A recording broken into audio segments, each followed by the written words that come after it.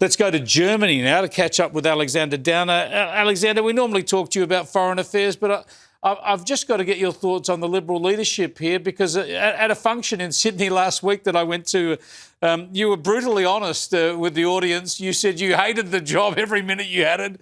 You were horrible at it and you couldn't wait to hand it over to John Howard. Is that what Susan Lee should do now? Well, far be it for me to give Susan Lee, or for that matter Angus Taylor, any advice. I wouldn't do that. I'd keep my thoughts to myself. But whatever they do with the leadership, and it does look as though it's about to change, the challenge for the Liberal Party is to get back into explaining what it's about. It's not just having clear policies on issues that you've been talking about on this program, like immigration, energy prices, and so on. It's also having a philosophical framework. The Liberal Party should be the party that puts power into the hands of ordinary people, puts consumer interests first rather than producer interests first. A party that gives people a maximum freedom of choice and a minimum of regulation and instructions from central government. Labor is the party of corporatism, a party where they believe, as politicians, they know better than we all do about how we should live our lives. They need to be making a lot of points like that, and much better than I've been able to do on this program, but they need to explain what their general sense of direction is, as well as having quite clear positions on issues that really matter to people, like immigration and energy.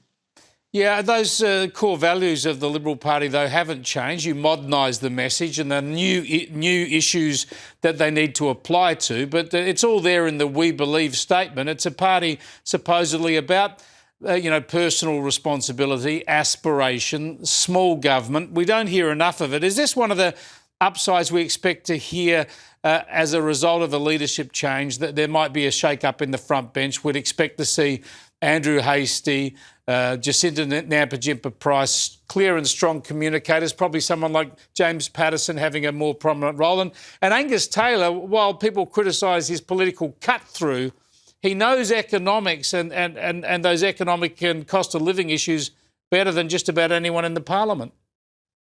Yeah, well, James Paterson is pretty much their strongest performer. He's done an exceptionally good job over the last year or whatever it is, a bit under a year.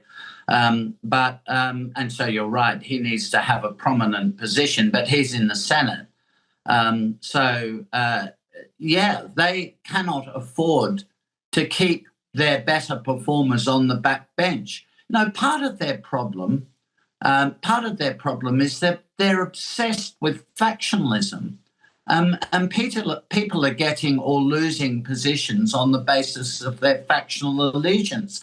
They don't have enough support in the country to have the luxury of playing out factional games and squabbling with each other for positions because they're moderate. I mean, they call moderates or conservatives, whatever they call themselves. They're at each other's throats, and the show will never survive if they keep up that. I mean, it's one thing for people to come together on specific issues, but it's another thing for them to fall into sharp factions in the way they've done. It's been a disaster for the Liberal Party, and they've done that for quite some years now. Spot on, Alexander. Great advice. That's what they need to get to merit, get their best team on the field. Thanks for joining us.